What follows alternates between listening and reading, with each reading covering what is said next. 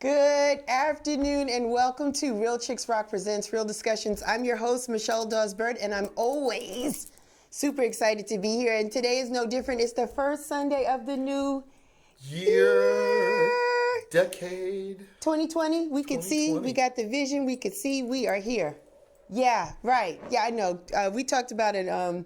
We said, when are we going to stop saying Happy New Year? And we're like, whenever we feel like Whenever it. you feel like Whenever it. we feel like it. Today I'm excited, yeah, because you see who's to the right of me, and I'm gonna introduce him in just a second. But thank you for all the new listeners that are out there.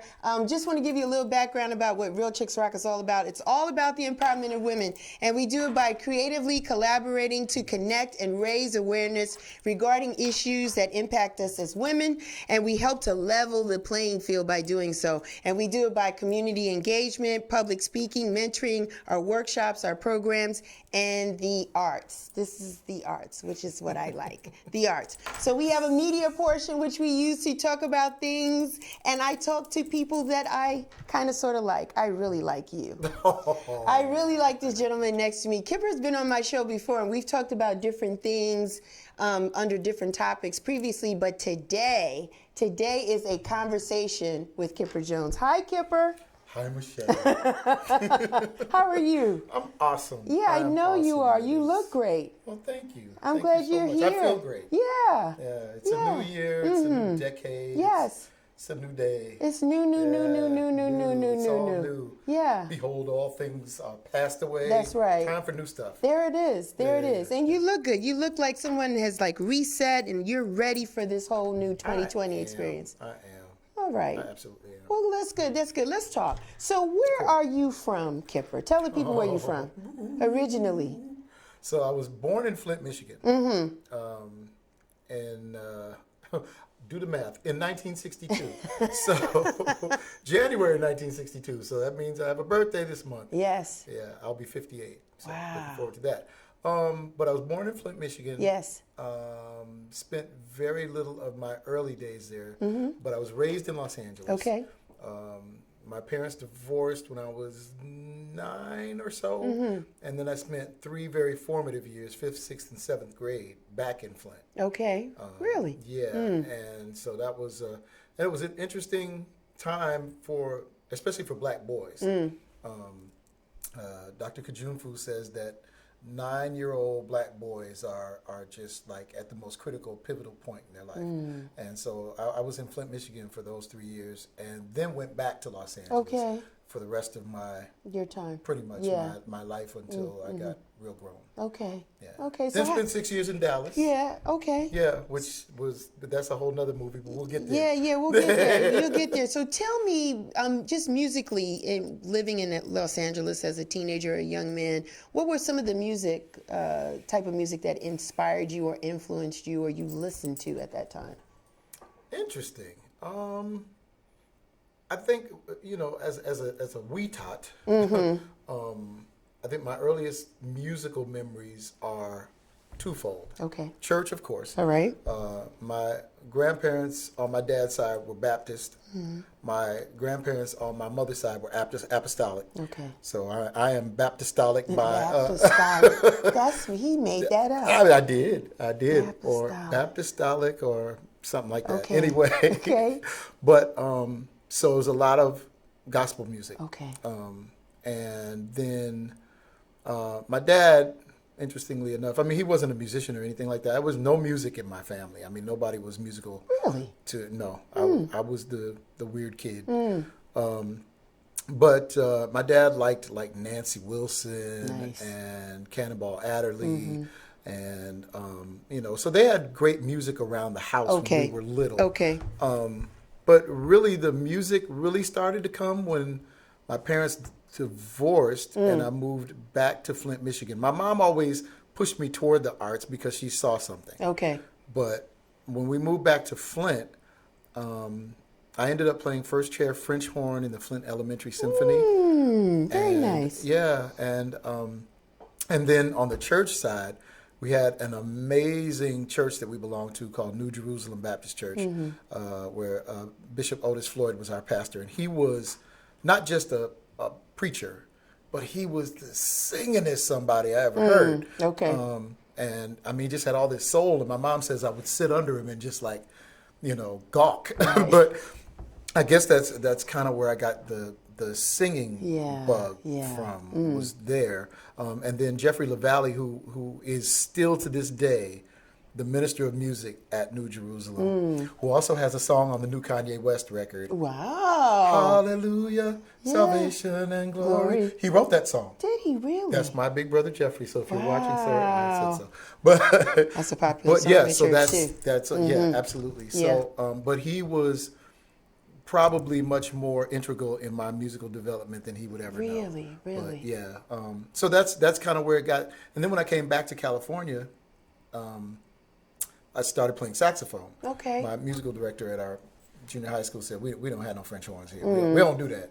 So Not in LA. Yeah. So then I started playing saxophone, and then from there singing, and then that's how that. So was happened. it always gospel when you first started singing? Was gospel No, inspired or no? No. What was it, Kipper? I mean, because one thing about like growing up in Flint, like in the early 70s, there wasn't a lot of black music on the radio. Okay. My uncle Rozelle was integral in exposing me to a lot of black music. Okay. We used to sit in the house and he played Al Green. Here, sit down, listen to this, and and all that kind of stuff. So I mean, that's where I got the black music stuff. But as far as like radio, it was like all pop music. It was Paul McCartney and Elton John and and all that kind of thing, and which I absolutely and to this day still love.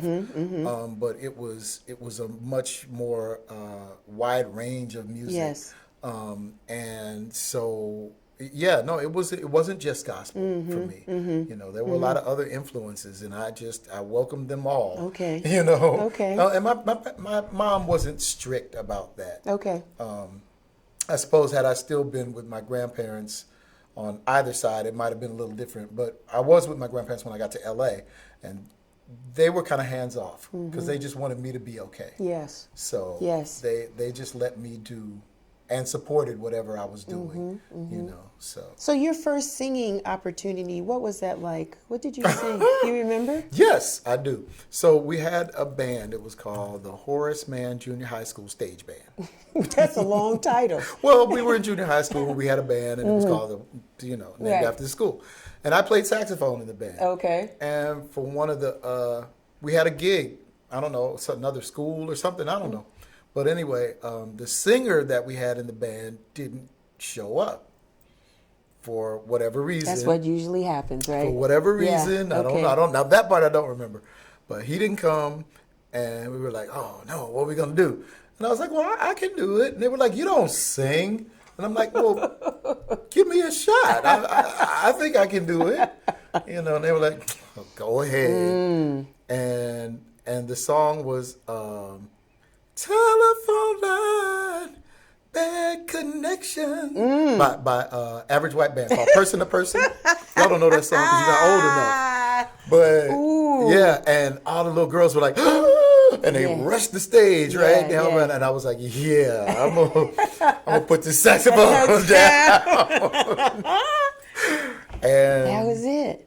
That was kind of it. I mean, I still played for a few years, but it became more singing, and then I became like the front guy for every band that I was in, and all that kind of thing. And so this was like junior high school. Maybe you were 13, 12, 13? 12, 13. Singing. Yeah, more like 12. Yeah. Yeah. I kind of went through school early. I was in first grade for like a week. I don't know. The teachers wanted to promote me from like kindergarten to like the fourth grade or something like that. Serious? And my mother was like, "Oh no, absolutely not." But she did let me skip like first grade. So, so I graduated early. I mean, when I left high school, I was 16. Wow. Because I was a year and a semester ahead of everyone everybody. else. Yeah.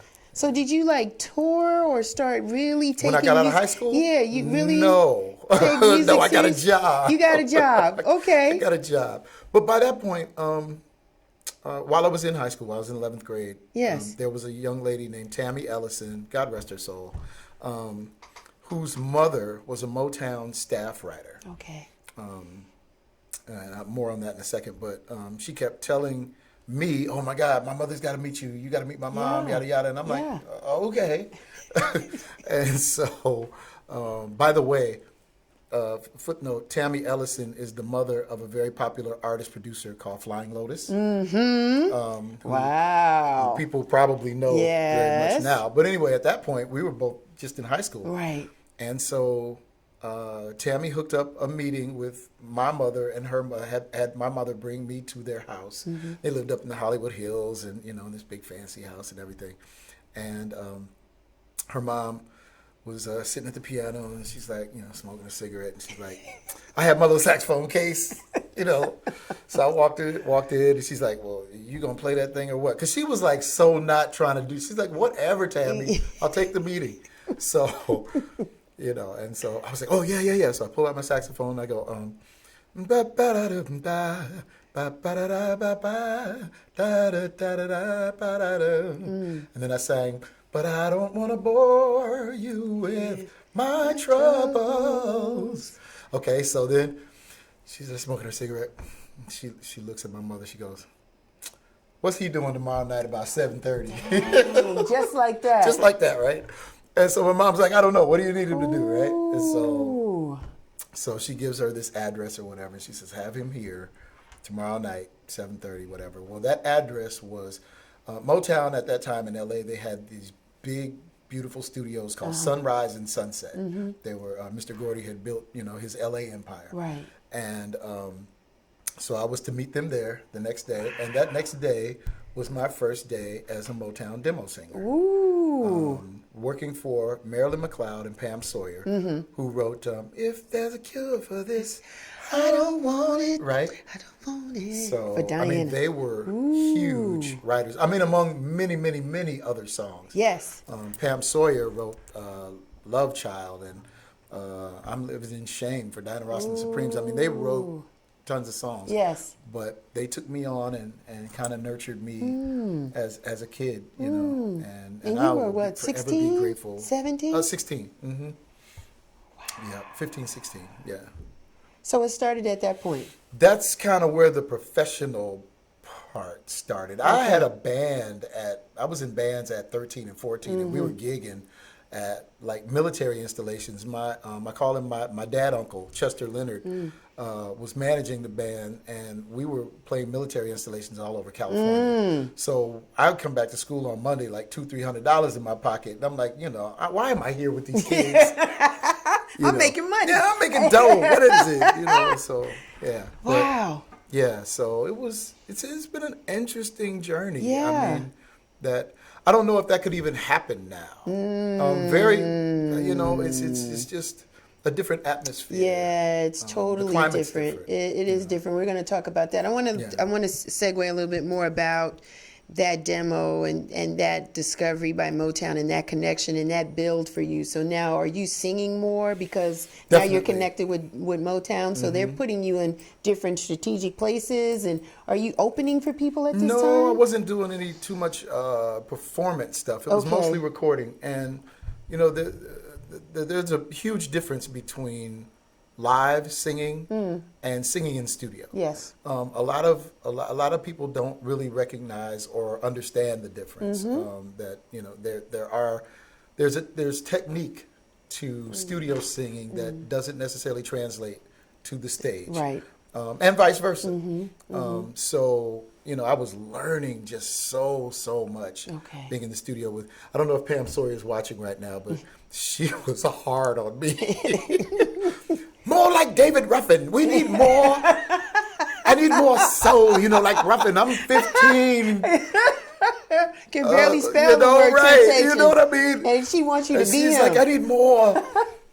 But it was cool because I grew up, like I said, listening to Bishop Floyd, who was soul personified. And then she's telling me David Ruffin, and I'm like, okay, that's more soul. And then I find out there's like Bobby Womack and then Dennis Edwards and all these soul singers. And that's kind of what I grew up to be. Right, yeah. Is like this soul singer from all of that. Yeah, yeah. And that's a good thing. I ain't mad. That's a good thing. I ain't mad That's at a all. good thing because Yeah. there's so many artists that don't look like yourself, our Caucasian brothers and sisters that want to sound soulful. Sure. So it's a good thing. And there are some that absolutely do. Yeah, There's some they that do. got it. The Kenny Yeah. Loggins, Michael McDonald's, Alan Stone, and I love Justin Timberlake. I don't care what y'all say. I love that boy, and I think he's awesome. I mean, today, like I said, I really, really like Alan Stone. He's one of my favorite of that new crop of soul singer. You know, but yeah, that's kind of where that came from. Yeah. know. So how did you evolve from singing into the studio to performing live and then maybe even writing? Did these ladies help you or inspire you to start writing? Absolutely. Watching them craft their work and how they went about,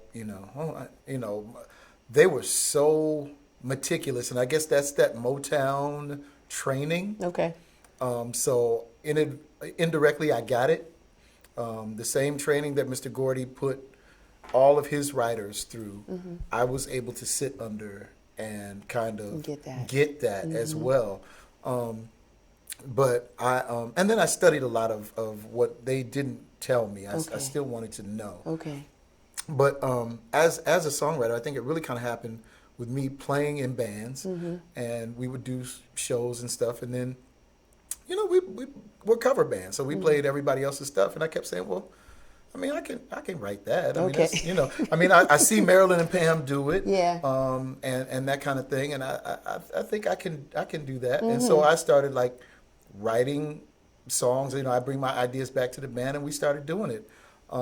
We went from a band called Fistful of Soul, which was the band that toured all the military installations, to a band called Seventh Heaven.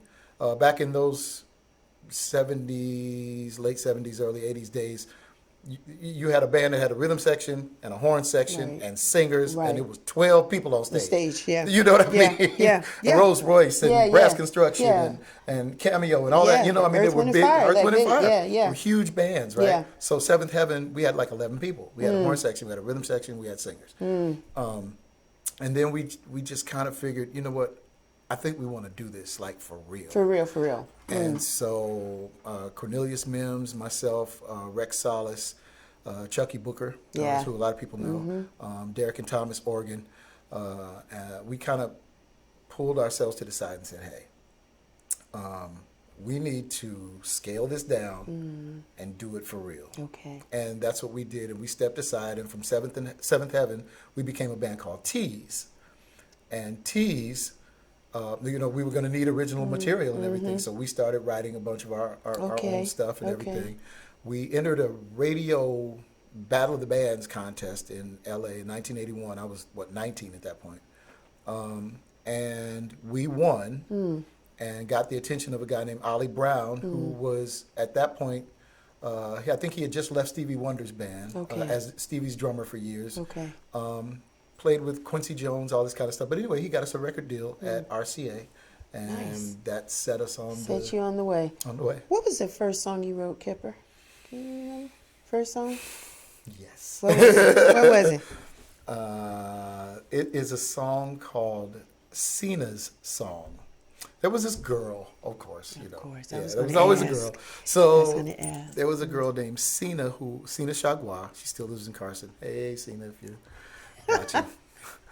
But she was, she was so beautiful. She was a cheerleader. She was just everything. Everybody loved Sina. So Rex Solis and myself, we wrote this song called Sina Song. I want to taste the wine and tell you that you're mine. It's so Barry Manilow.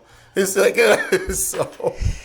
it was totally... And anyway, we recorded it, and then we gave the song, I think, like on a cassette, to her. And we made this little gold record thing, and here's a gift for you to hold until this record turns to gold. Oh, and my God, really? I swear, right? Come that on. is so hokey. But we did. However, the city we grew up in, Carson, California, which is like just south of LA, the director of Parks and Rec held a songwriters competition. He was just a big music guy. And so Rex and I entered that song in the songwriters competition, and we won first place. Are you We serious? sure did. Congratulations. How about it?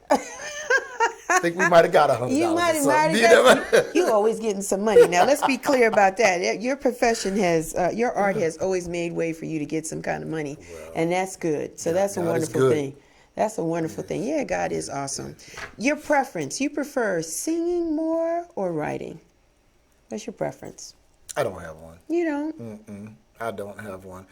I love to sing. I love to be on stage. Okay. That's my favorite place in the world to be. I'm safe there. That's my safe zone. I can be Whoever you I want can to be be. whoever I want, do whatever I want. I can just act however. Yeah. I'm not like that at home, so I get to do whatever I want on stage. So that's my favorite place to be. I also love the feeling of when you've written something that you go, oh, wow. Wow, wow, wow. That's incredible. Let me be very clear, though. I'm called a songwriter because I'm the guy that gets to put his name on it. Okay. I'm not a songwriter. I'm the guy who God chose to hold a pen. And it's just that simple. Every time I try to do it like on my own, it's so whack. So it's really about yielding and being a vessel, Okay. and allowing the process to happen. Through and just, you. Yeah, but just being a good vessel. Yes. Now, if I can take credit for anything, it's that. Okay. You know what I mean? Okay. But I can't take credit for the gift of it. It ain't mine to take credit for. Okay. Yeah. I appreciate you being humble. That's wonderful and thankful. Yeah, I mean, it's just for real, for me. But really. now I want you to brag a little bit. I want you to list, I want you to tell the people some of the songs that you've had the opportunity Kipper. to write your name on as a songwriter. That I've had yes, the come opportunity on, to tell write them, my hit them, name hit them, on. hit them, Okay. hit them. So I wrote a bunch of stuff through the mid-late 80s, but I guess the first big record was Thank You for the Funk by the Boys at Motown. Really? Yeah.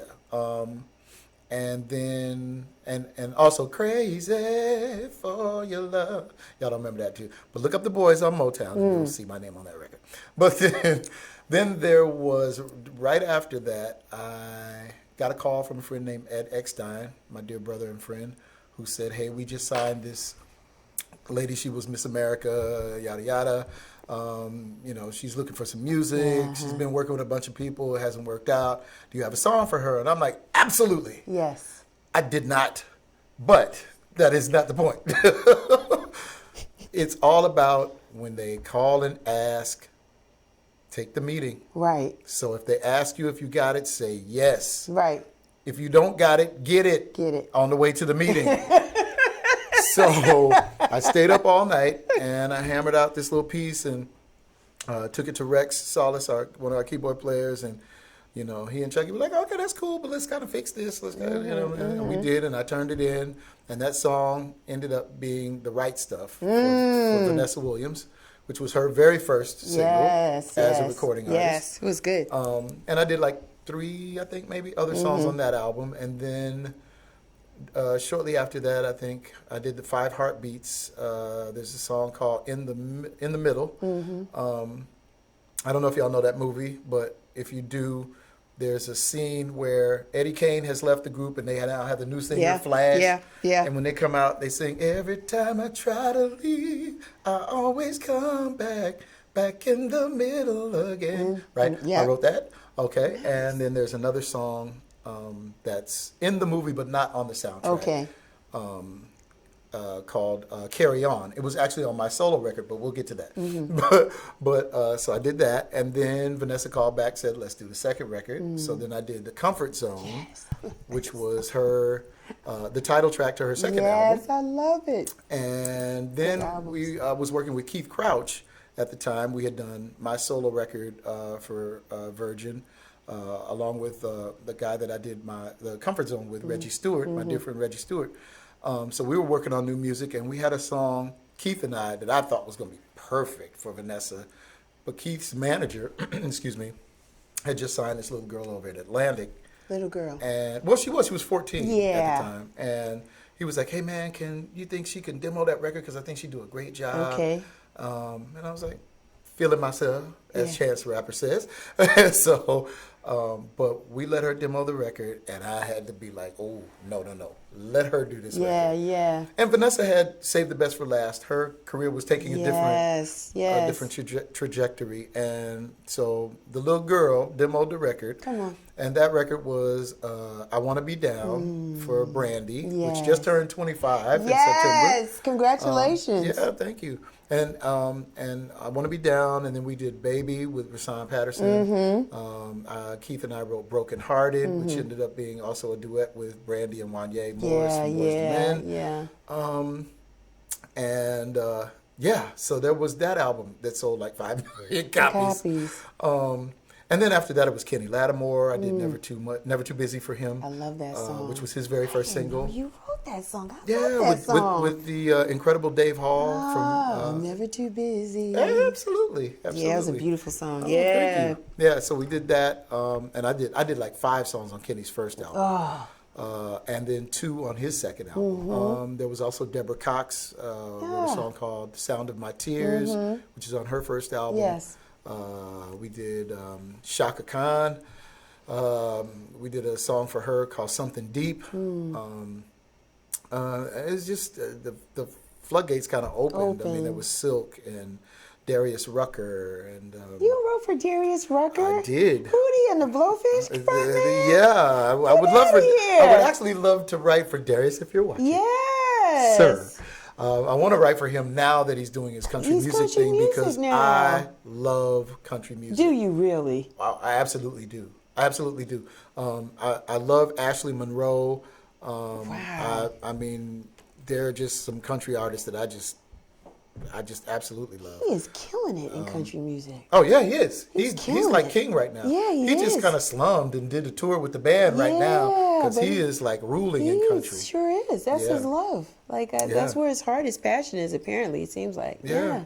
So, so that's just some of the stuff, that I've been able to kind of see through. But 25 years. Brandy's 25th anniversary of that Brandy album. Yeah. And you've been We'll talk more receiving, about that, we could talk about it now. You've been receiving some accolades about that. Yes, no? Like, well, she certainly has, and that blesses me. yes. She got the President's Award from BMI this year, this past August, which was just awesome to see. Yeah. And I hadn't seen her and her family in years, and it was great to just kind of catch up and hug her neck and get that, that love. And that was great. Her dad, who's one of my favorite people ever, Mr. Willie Norwood, I was like, man, this is so wonderful. He said, Kipper, this is your night too. Yeah, nice. That's him though. Nice. He's that guy. Nice. He's a wonderful, wonderful man. And so, it's been awesome. I can't believe it's been 25 years. I can't believe it. But there's been such a difference in how artists are groomed. I mean, to your earlier points and earlier comments, the fact that people embodied you and took you under their wing and kind of shared with you their knowledge and their experience and things that they learned and kind of passed that on to you. Is the model different these days from what you can see? I know we're kind of I'm on the outside looking in, but you may have more of a better view. I don't know. I can't really say that it's different like that. Okay. But what I can say is that because I was raised in this business the way that I was, that it's my responsibility to raise the ones coming after me in the same fashion. Okay. Which brings me to another point. Okay. So I don't know, well, maybe you do know, I don't know, that I enrolled at the Berklee College of Music last year. I finished my first year. Dean's List. So did he say Dean's List? Brag? Absolutely. Hey, I can brag about that. Now, that work I did do. Yeah. So I start my second year on the 13th of this month, and so I'm very excited about that. But I did it because a couple of years ago I was recovering from hip replacement surgery, and the first of two. But I was invited to come and speak at Full Sail University by a friend of mine, Darrell Pert.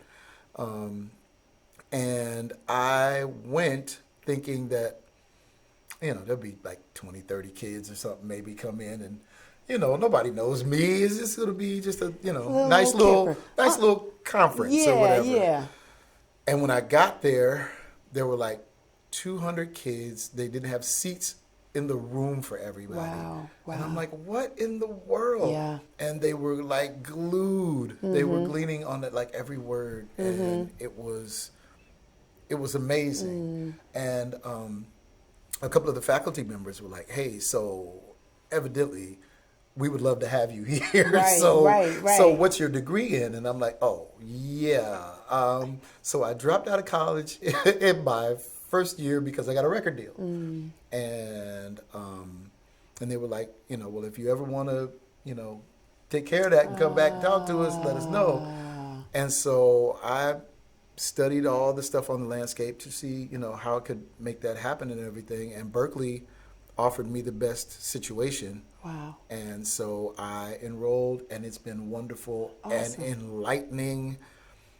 I was one of those guys, because of the time that I've served in this business. I don't want to say served like it's prison, but the time that I put in, it's changed so drastically that you find a lot of people who have been in the business as long as I have saying things like, the business is dead.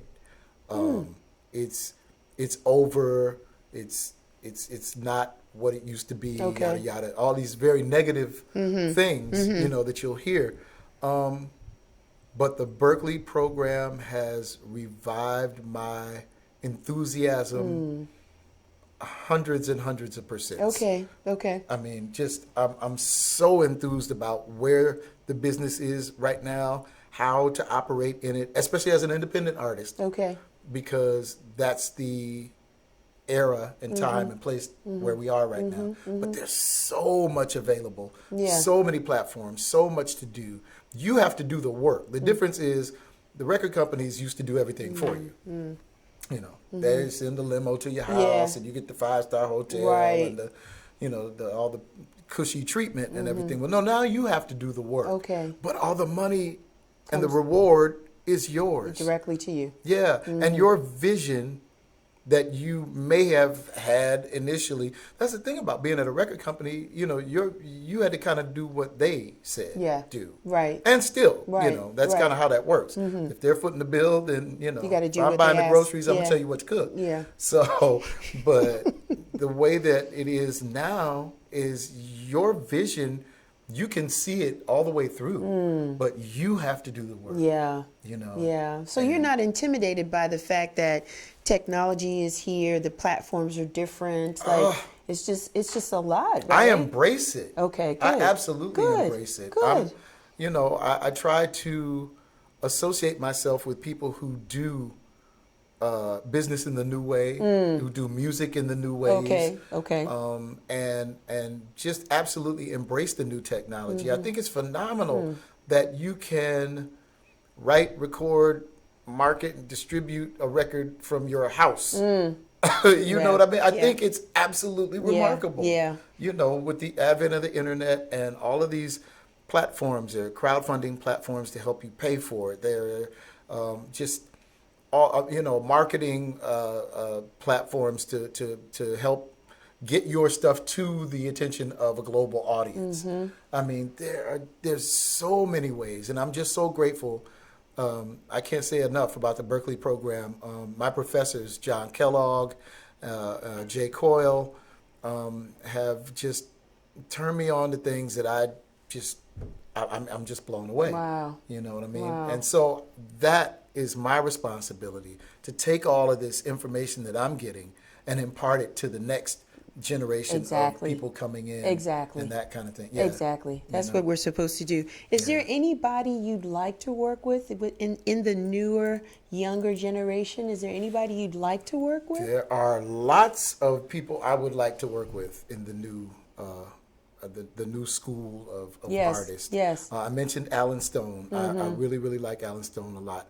Oh, by the way, I have one of the people I want to work with. I have a song on his new album. Who knew? Chance the Rapper. who is I'm sure he's, probably 20 to 30 years my junior, but he's my role model in the new music business. Good for you. Absolutely, because he and his manager, Pat Corcoran, have figured out how this thing works. They just have it down to a science, and it's awesome to watch. Awesome. And that kind of thing. And so, yeah, I would, I'd love to work with him. Again, I want to work with Darius. Yeah, Darius Rucker. I have this country music thing that I have just been dying to get out, and so I really want to do that. I want to go to Nashville and try to operate in that system. That system is a lot different than regular songwriting. Their thing is a 9 to 5. It's a real thing. You kiss the kids off to school, you go to work, you write all day, and then you come home and kiss the wife and have dinner. Yeah. It's a real 9 to occupation. 5, It's a 9 to 5. And I love that. The fact that they look at at that kind of thing. But there are people out there, even on the soul music side. I mean, Eric Roberson, my dear friend Eric, and Cy Smith, Carmen Rogers. Yeah. Her and Zoe and Fonte. Yeah. There are people out there that have this thing worked out. They understand how this thing can work if you put the work in. Yeah. You know what I mean? Yeah. And I'm just in awe and admiration of all of them. I think they're awesome and incredible, Are you Oh, not to leave out Rasan Patterson. Yeah, no, can't forget him. Absolutely. He's incredible. Are you able to mentor people at this point in your life? Because you have so much information and experience. Are you passing it on through mentoring people? I mean, I kind of do, not in an official sense. All right. I'm here. I'm Uncle Kipper at Gmail. Yes, he is. Holla at your boy. Yes. But I'm here for that. Okay. I'm here for that. And not only mentoring the younger people that are coming in. Just anyone. But kind of, this is not a word, but I'm going to make it up, reheartening those of us who have been in the business who cannot seem to make heads or tails of what in the world is going on. It's difficult. It's difficult to try to navigate through because this. you have to let go of the old stuff. Yes. Say it again, Kipper. And the unfamiliar can be intimidating. Very intimidating. Yeah. It can be. Yeah. Unless you're like me. I'm like a daredevil. I like stuff I don't know. Yeah, okay. You know what I mean? I like to go places I've never been. I like stuff I don't know. Yeah. It's invigorating just to kind of take the leap. There is I'm a quote guy. There's a quote that says, "Leap and the net will find you." Okay. And I live by that. It's like, take the shot. How you gonna know if you don't do it? My pastor said it today. He said, if you don't fight, you won't win. Hey, but if you do fight, you might win. Yeah. You know what I mean? So you gotta try. It's like you gotta fight. Yeah, it's very intimidating because we operate. It's just human nature. We used to do it like this, or I'm used to doing it like this, and that's fine and that's cool, but there's change, right? And it's evolution, and just like when we came on. The elders before us were saying, we used to do it this way, and we came and created change. And so we have to embrace change as it continues to happen. Otherwise, you're going to get left. The one thing that is sure to be constant is change. Yes. Yes. And so I embrace it. I think that, that old staid slogan of, well, this is how we've been doing it. Is sure to kill you. Could you put some more attitude in it? This is how we've been doing it. Oh God, I hate that. But I did a personal awareness seminar. I guess you call it. I don't know what you call it, but it's called Landmark. I don't know if people know about Landmark, but check out landmarkworldwide.com if you get a chance.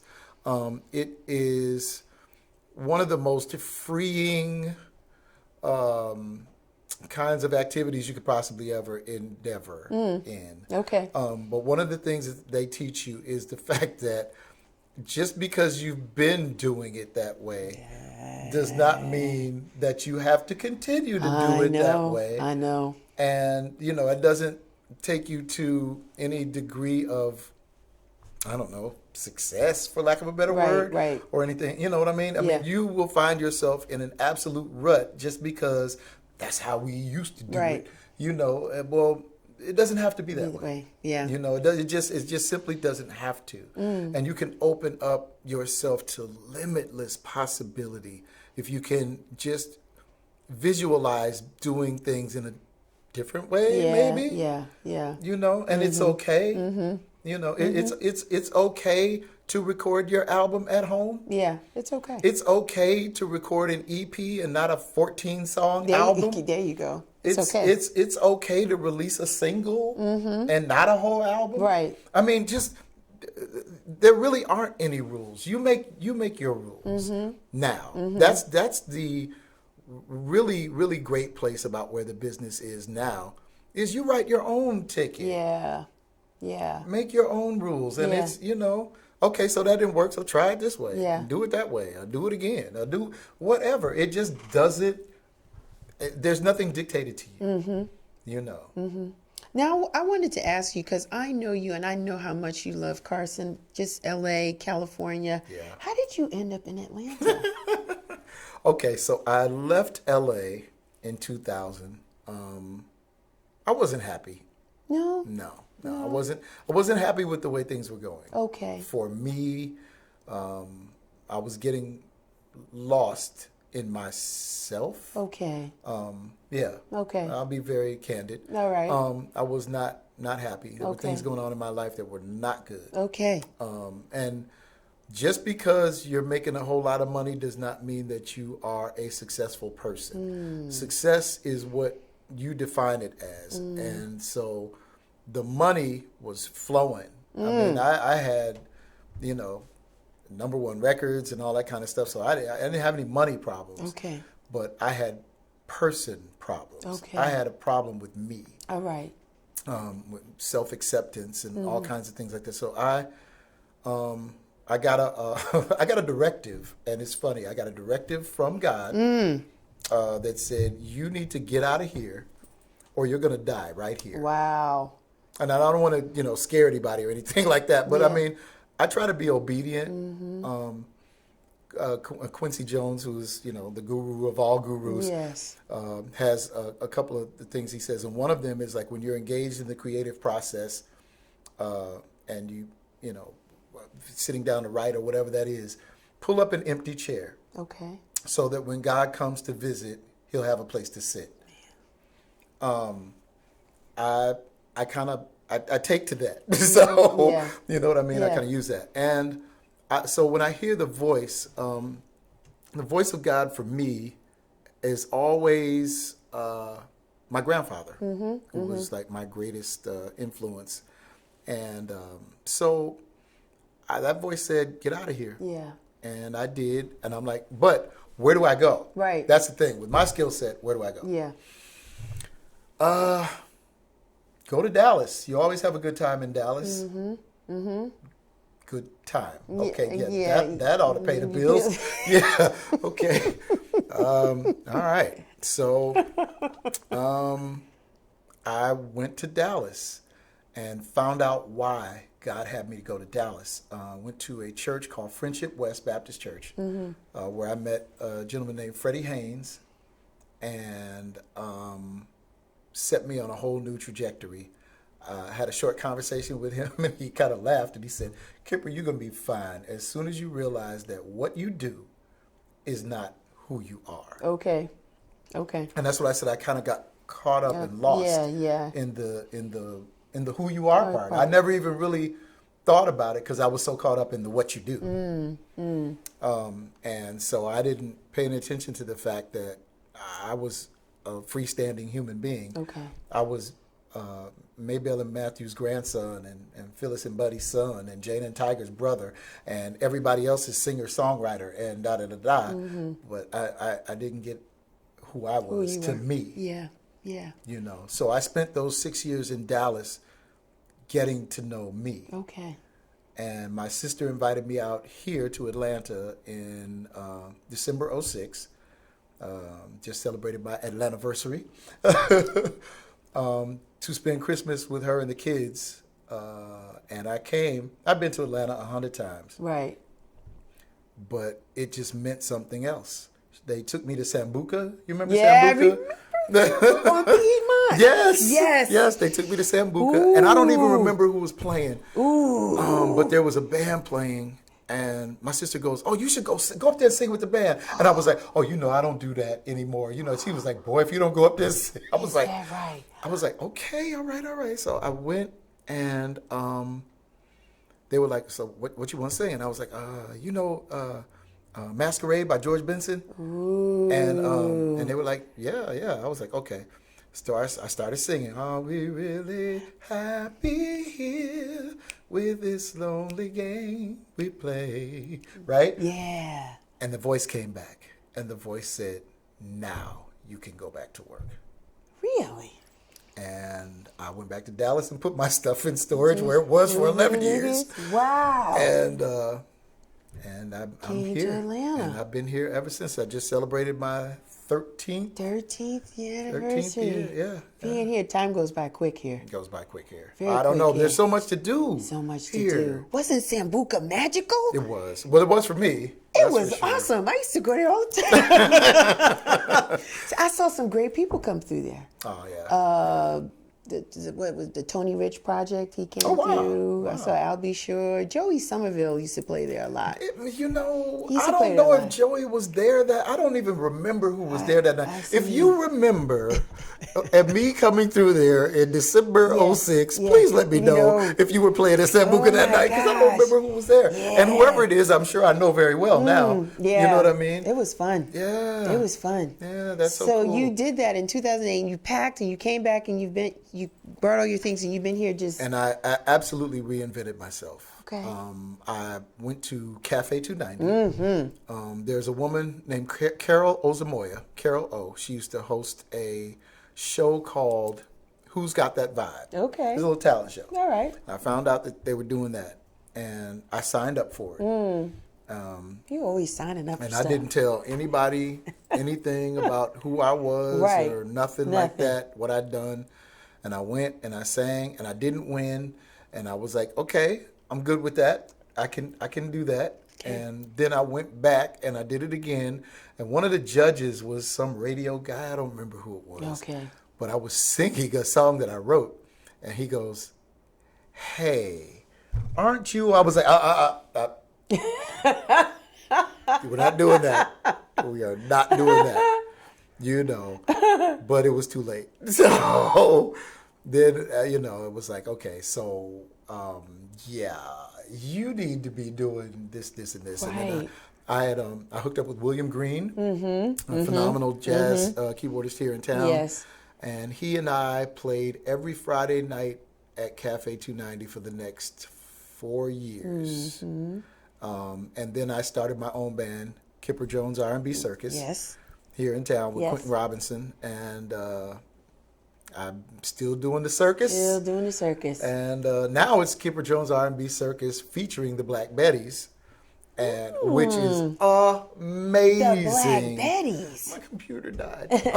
Yes, the Black Betties, Cherie and Sharita Murphy. They are ridiculous.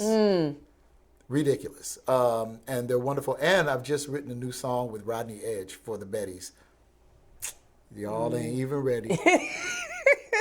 It's going to be amazing. Yeah.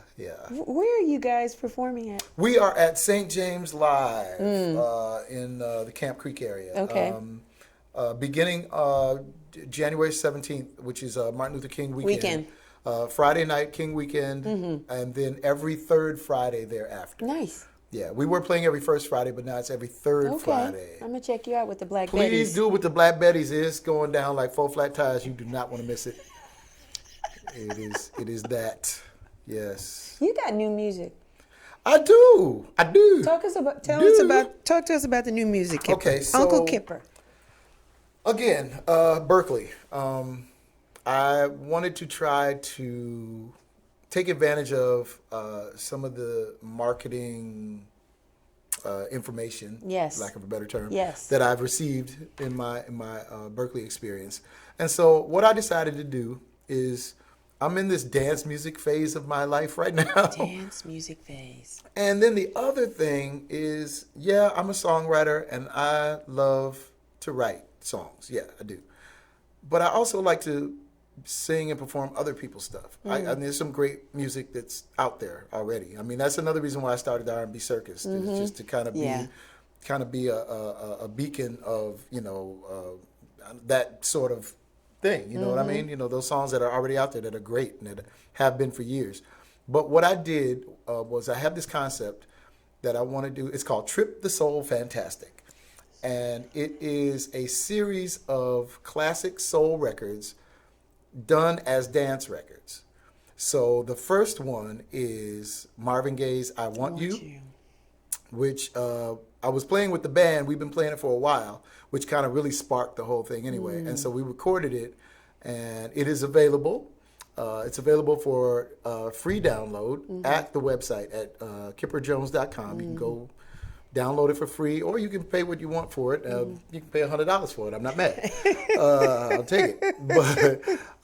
But you can get it there, and it's also at every streaming platform because I'm figuring out how this whole thing all works. Right. So I get to see how the song operates from a retail standpoint and also from a streaming standpoint. People argue that streaming doesn't pay the royalties that like radio pays. Okay. And they get all flustered. Oh, well, you know, my record is good. You know, they said Pharrell got like X amount of millions of streams for Happy, but he only got like $1,500 or something like that for all the streams. Yeah, but for all the streams, he also got all this notice. You get people that are still streaming it today. If somebody buys your record, they bought it today. That's it.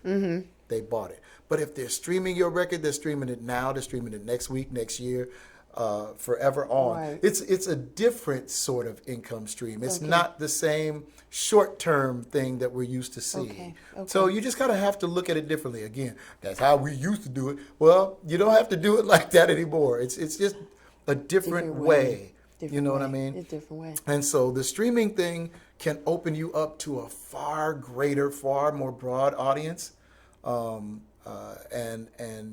it's just an amazing thing what you can then do with that, with your merchandise, with your live music appearances, with your touring, your shows and all you that. have opened yourself up now to an extremely large audience. Now, what are you going to do with it? Right. You know, that's kind of how That's how it is. Yeah, but now you're opening the door for collaborations that probably otherwise would not have existed. happen. Yeah. So you're just kind of just being relevant. I try not to use that word. Why not? Because it implies that someone else is irrelevant, and I don't like that. Okay. You know what I mean? Okay. I try to just say maybe viable. Okay. You know, or increase your viability. Okay. Because I don't want to say that anybody's not relevant. I just think that everybody has a shot. Okay. You know what I mean? And that's fair. Yeah. That's fair. Yeah. That's fair. So music is out. Music's out. We're doing The same next things. singles coming. We did a remix on the I Want You record, which is actually going to debut later today. Yeah, more on that if you go to the website, kipperjones.com. Absolutely. Later today, like what is there a specific time today? Like after 5. After 5 o'clock today? After 5 o'clock Because you're a today. busy man today. Yes, After I 5 o'clock understand. today. I understand. So we'll get the remake of that. Any more music in the pipeline? Yes, and then the new single comes. Yeah, I can tell you. You think so? No. Okay. Okay. I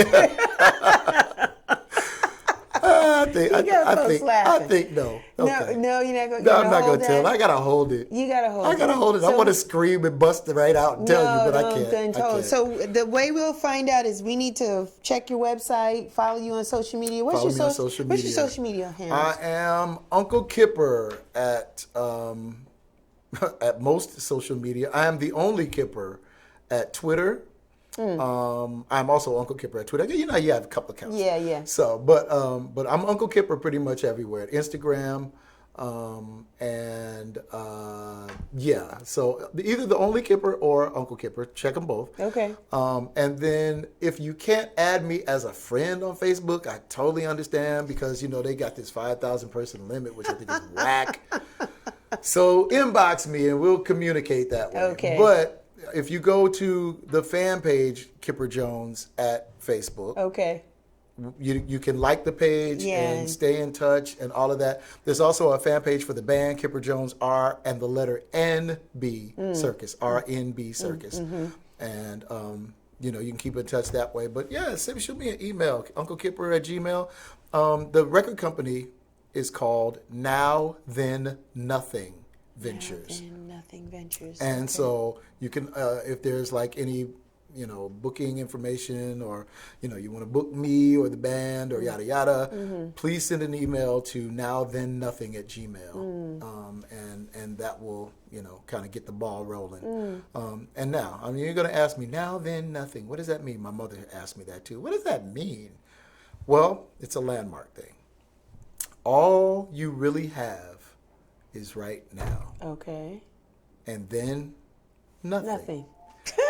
And in that nothing, you can create whatever you want.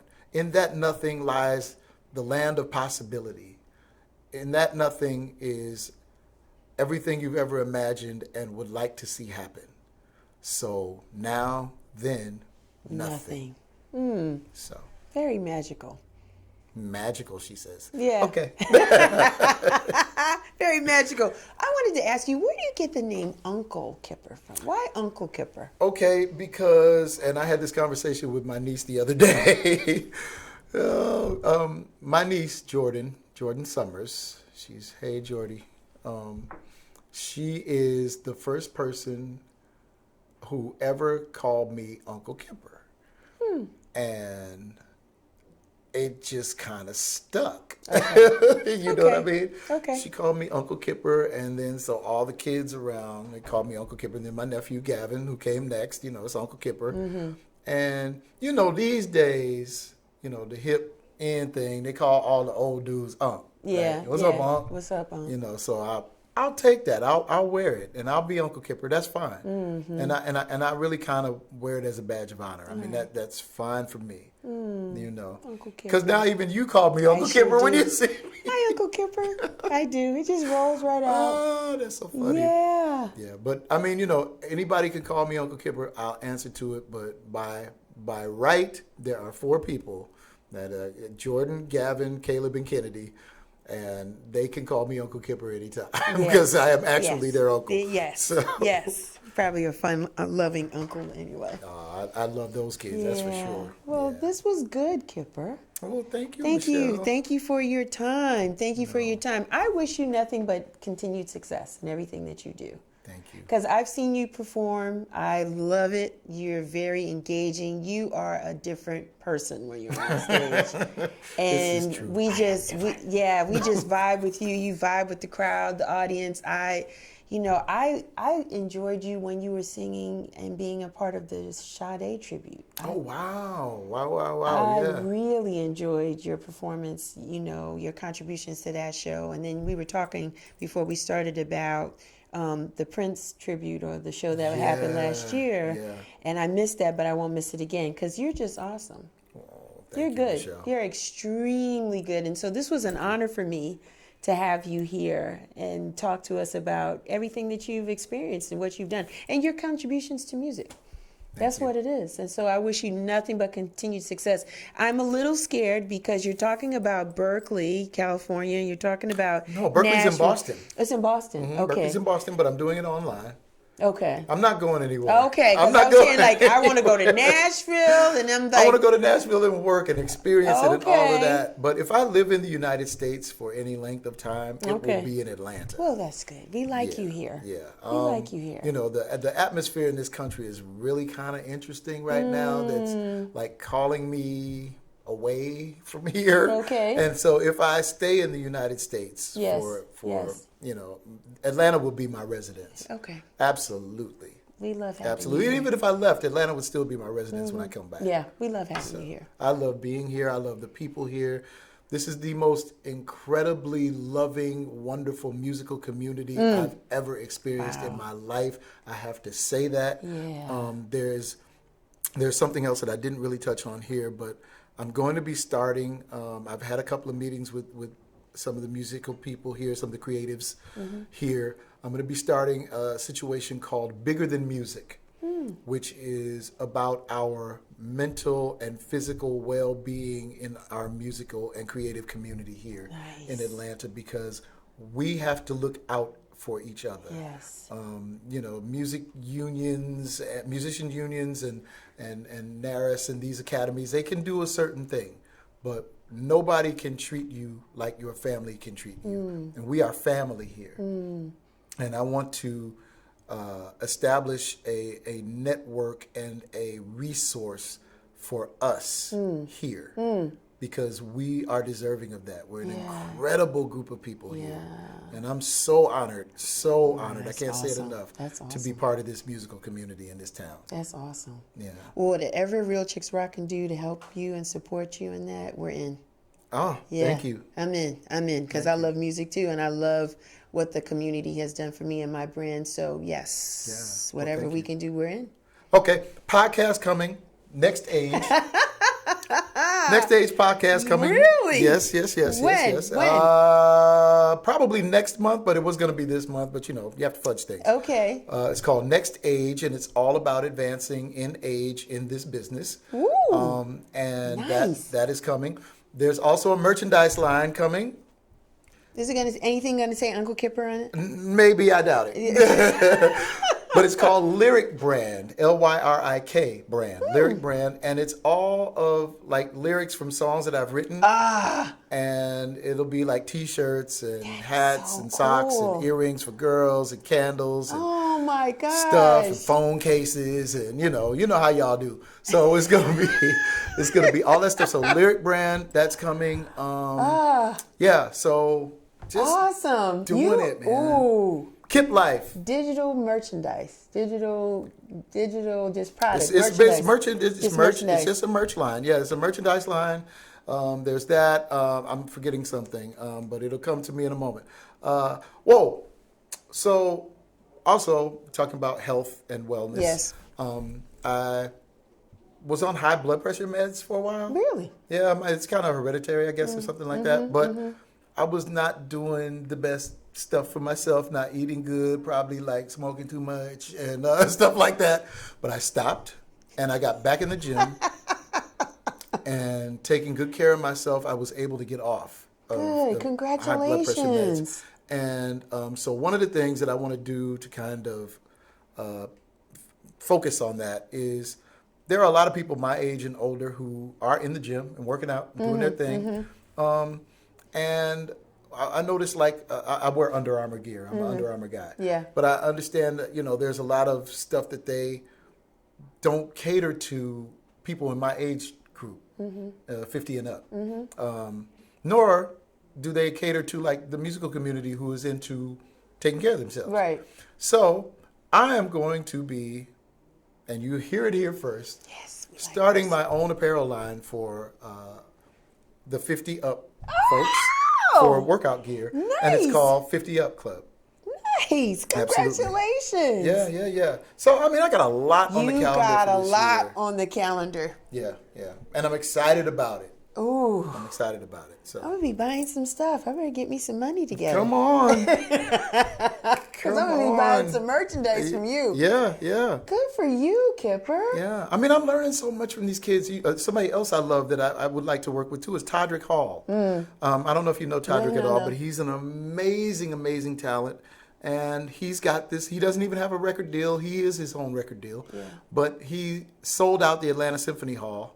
Nice. We went into his show, but he's got the game figured out. And so that merchandise piece, I saw how he says during his intermission, oh, by the way, if you go buy 2 pieces of merch, when you come backstage after the thing, I'll sign the autograph for you. Yeah. Just stuff. Just brilliant. You know what I mean? Yeah, it's simple. It's not rocket and still science. connecting with your consumer and your Engagement. audience and all that. Engagement is key. Awesome. Yeah. You have to engage your fan base. So You do. I want another. For those of you who are watching that my computer died and you're not still on my Facebook Live, give me some names. I want to know what to call people who are. I don't like the word fan. I don't like it. Okay. Yeah, I think that sucks. But I wanna have a name for the people who like are into what I'm doing and are following me. Okay. And what I'm doing. So y'all shoot me some suggestions. Okay. Yeah.